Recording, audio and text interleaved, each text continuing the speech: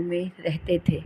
ان کا شمار خوشحال زمینداروں میں ہوتا اور وہ اپنے کسانوں کے ساتھ ہمیشہ رحم دلی اور حسن سلوک سے پیش آتے۔ ان کے کسان ان سے بہت خوش تھے، لیکن ان کا اکلوتا بیٹا علی ان کے بالکل برعکس تھا۔ وہ کسانوں کو حقیر سمجھتا اور کھیتوں میں اپنے والد کے ساتھ ان کی مدد نہیں کرواتا۔ زینب اور اسلم علی کی وجہ سے پریشان رہتے کہ یہ کچھ کام نہیں کرتا، ہمیشہ اپنے خوبصورت کپڑوں اور اپنی خوبصورتی میں مگن رہتا ہے۔ ایک دن علی اپنے والدین کے پاس آیا اور کہا، مجھے کپڑے بنوانے ہیں۔ اسی اثنا میں ان کا خادم چودھری کے گھر کا دعوت نامہ لے کر آیا۔ دعوت نامے کو دیکھ کر علی خوش ہوا، اب تو ایک اور نیا لباس۔ اسلم اور زینب نے اپنے بیٹے کو سمجھایا کہ وہ بڑا ہو گیا ہے، کام کرے۔ علی نے کہا، میں یہ حقیر کام نہیں کروں گا۔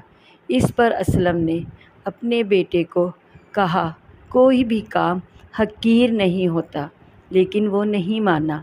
اس پر زینب اور اسلم نے کہا، گھر سے باہر نکل کر اپنا کام خود کرو، کہہ کر چودھری کی دعوت پر نکل گئے۔ علی غصے میں گھر سے باہر نکل گیا اور چلتے چلتے وہ گھر سے دور دوسرے گاؤں میں آیا۔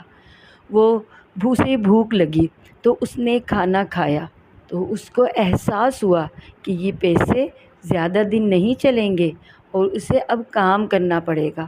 وہ بہت پریشان ہوا کیونکہ اس نے زندگی میں کبھی کوئی کام نہیں کیا تھا۔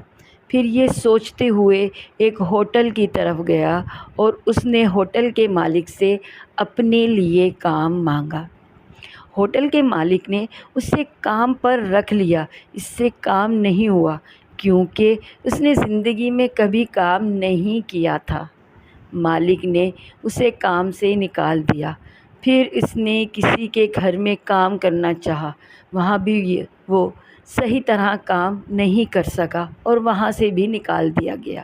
اسی پریشانی میں وہ چلتے چلتے جنگل میں نکل آیا اور اسے بھوک ستانے لگی۔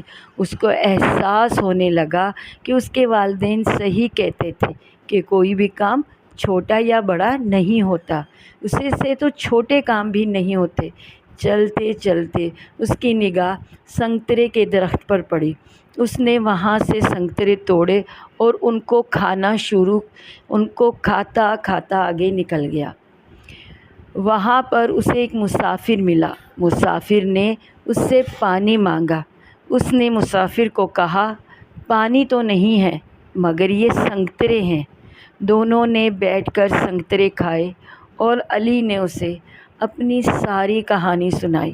مسافر نے کہا، میں تاجر ہوں، اگر تم چاہو تو میرے ساتھ چل سکتے ہو اور تجارت میں میری مدد کرو۔